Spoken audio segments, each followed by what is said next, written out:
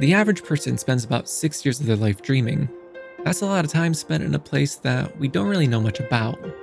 Dreams can feel weird, alien, and confusing. However, there's more that we know about them than you might think.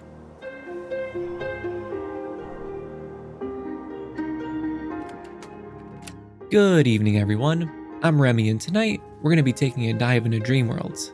They're beautifully mysterious. We enter them every night, yet not many people know all that much about them. Like, what are the different parts that create a dream world? Do they have rules? Do they have meaning? Well, there's tons of different ways you can experience a dream. Our minds have an amazing ability to construct worlds that we can inhabit in a lot of different ways. So, I want to make a little foundational guide on these dream worlds. That way, you might have a better understanding of them when visiting these places yourself. I've broken up the different parts of a dream into 5 main categories that we'll be looking over. So, let's start with the basics.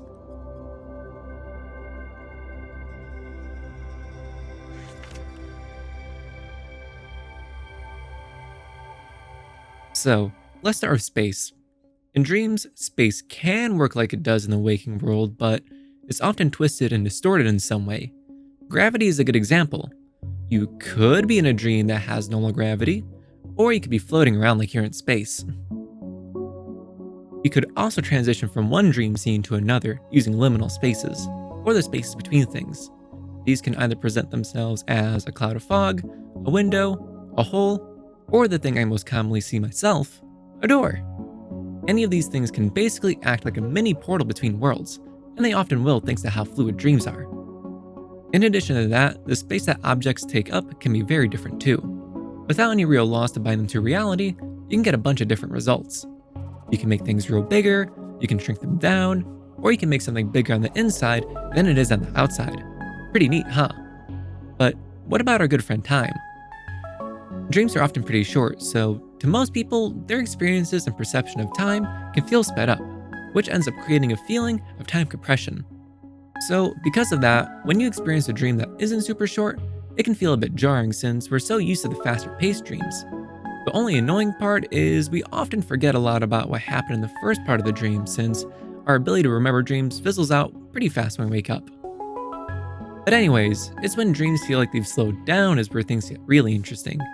Normally, the way you experience this is you skip around in a dream story, being present at the moment for a few seconds in a scene before moving on to the next. Dream logic then likes to connect these dots together, making them feel like they've happened over a longer course of time. This can sometimes feel like weeks, months, or even years have passed in a dream. I've personally only ever experienced this twice before, and both of those times were very disorienting dreams. But now that we know exactly the laws of the world we inhabit, the question then turns into, where are we exactly?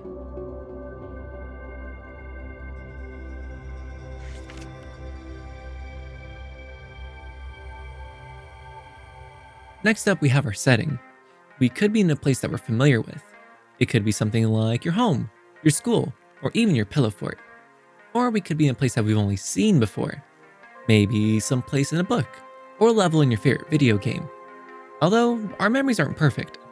You might notice that some things seem off about these places. You might ask yourself, was this hallway always this long? Were those pictures always on that wall? Were these rooms always connected together? This is actually super common as it's very difficult for our minds to be able to recreate these places perfectly. But what if we haven't seen this place before?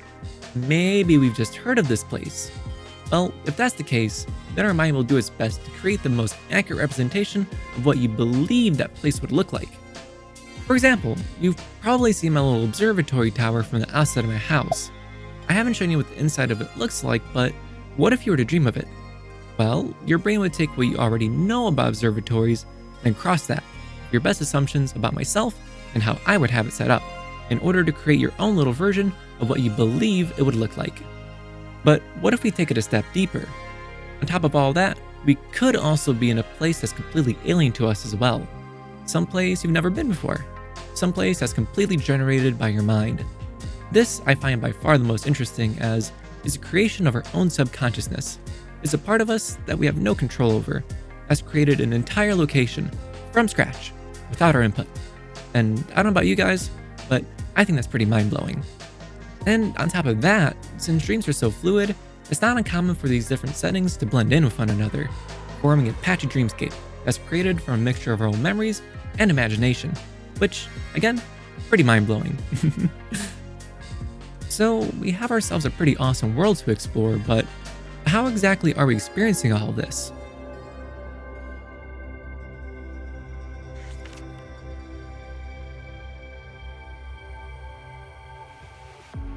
Next up, we have our dream perspective. This one's going to be fun as a shift in perspective is one of the most interesting things you can experience in a dream. We can experience a dream in either first person, second person, third person, or fourth person. First person is easy enough to explain. It's experiencing the world through your own eyes and body, exactly how you are now. Easy peasy. From there, we have second person, which is a lot of fun since you get to watch yourself from another being's or item's perspective. For example, you could be your friend who's watching you copy down his homework. Or you could be the nearby stapler who's watching all this unfold while sitting at a nearby desk. With third person, it's a lot like third person views in video games. It's like you're a floating camera, watching yourself from a different angle. Although it doesn't necessarily have to be above and behind you like most games do it. Sometimes it can be off to the side, from below, or really just about anywhere. Now lastly, we have the most interesting and rarest form of perspective, fourth person. When you're experiencing a dream from the fourth person, you're experiencing it from several different perspectives at once. This is much harder to visualize since we don't really have any frame of reference for this in the waking world. But imagine it, an entire room filled with people, each doing their own thing. Yet, you're experiencing all these different sensations at the same time. From sight, to hearing, to taste, everything. How cool is that? So now we know exactly what lens we're experiencing this world through, but what exactly is inhabiting our fun little world?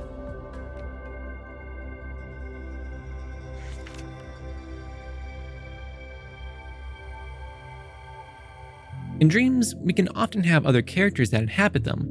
These characters can be one of three different mental representations. A character could be a representation of ourselves, us looking at and speaking to someone who acts just like we do, copying our mannerisms, the way we speak, and the way we act. The second type of dream character can represent either other people we know or specific concepts. If it's someone we know, then our mind will then do its best to recreate that person based on how we perceive them. If it's a concept, then a dream character will be made to best represent that. For example, if you've been trying to avoid eating ice cream for a few days, then you might have a dream where the concept of desire is made into a character, tempting you into giving in and eating all that tasty ice cream. The third and most interesting form of dream character is the representation of our own subconsciousness. Our own subconsciousness is the part of us that we don't perceive. Putting that into the form of a dream character allows us to interact with someone who knows us better than we know ourselves. It's the collection of all of our thoughts, feelings, and emotions. And it's all there, represented in a form that we can interact with. I've done this a few times before in the past, and it's a very surreal experience. The fact that we can do stuff like this at all gets me really excited every time I think about it. Now, those are the different types of representations a character might have in a dream, but what about actually communicating with them? It isn't always a very easy task. However, we can define this in a few different categories. We could have a dream character that's completely mute, not saying a word no matter what we do. The next step up from that would be a dream character that has partially defined incoherent speech, which basically means noises and sounds that sound like they're trying to be words, but not quite there yet. Next, we could have fully defined incoherent speech. This would basically be fully understandable words, however, those words don't really make any sense when put together. Like if I try to tell you, toaster lip under put at B garage at out little up telephone. On their own, they're words. Put together, they make no sense. After that, we have partially defined coherent speech, which is almost there when it comes to speaking normally. Some parts of speech can make perfect sense, while others drop off in meaning and understanding. Lastly, we have fully defined coherent speech. This is equal to speaking to someone in the waking world. I've only ran into this during really lucid dreams, so it's been super rare to come up.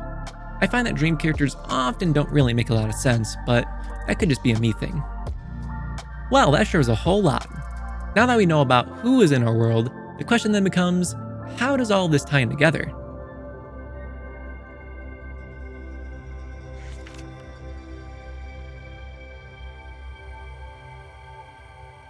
Lastly, we have plots. A plot is basically the story or narrative your brain tries to set up for the dream. Not all dreams have a plot, as some dreams can be an incoherent mess sometimes. However, there is a few common dream plots that people experience fairly often. A classic one is waking up, rushing to class, feeling late, arriving, and then realizing that you're not wearing any pants. A few other notable examples would be running away from monsters, showing up to an event underprepared, or running around and not being able to find a bathroom. Those last ones, they usually don't end very well. But all this brings up an important question. Are these plots and stories completely random? Well, no, not completely. There's a few different things that can affect this. One of the biggest is how you're feeling when you're going to sleep. If you had a really great day and you're feeling great when you go to bed, then most likely you'll have some pretty awesome dreams that night. Though the opposite is true if you had a bad day too. On top of that, the people and places you've seen throughout the day can influence your dreams as well. For example, if you've been binging a video game all day long and then you go to sleep, there's a much higher chance that you'll end up seeing elements of that game in your dream, either through interacting with characters from that game or being placed in a setting that relates to that game in some way. But why is that? Well, those thoughts, feelings, and experiences that we have throughout the day are the freshest things in our minds when we slip into dreams, which ends up being carried over. In addition to that, our brains can sometimes create stories from the incoherent messes I mentioned earlier. Like for example, we could do a series of things in a dream that don't really connect in any real way, but with the power of dream logic, our minds stitch together the things that we have done in a patchwork form. Things that in the moment make perfect sense, as our mind does its best to immerse us in whatever story it's trying to spin. However, when we wake up, we quickly poke holes through these little stories, realizing how ridiculous they were. And that's about it. This of course isn't everything, but I want to do my best to give some foundational knowledge for dreamscapes and how they work. And this is purely just for the dream worlds themselves. There's a lot of other parts about dreaming that I'd like to talk about, but it's a lot harder to talk about that stuff without any context for these worlds, which is why I created this handy dandy video in the first place. Thanks to this, I'll be able to unpack other parts of dreaming in future videos a lot easier. And as a small disclaimer, a lot of this is based on a mixture of my own experiences and research I did. If you experience things differently, or you've run into something I didn't cover, then please let me know in the comments. I'm really curious to see the different ways people experience dreams themselves. But overall, dreams are an important part of our lives. They're their own unique little worlds that we visit when we sleep. Having a deeper understanding of them can better prepare us for the fun adventures we'll have when we rest. And that's it for now. I hope you've all enjoyed my little impromptu dreaming lesson. If you did, please head to pat those like and subscribe buttons so I know to make more in the future. But for now, I wish you all the best of good dreams. Good night, everyone.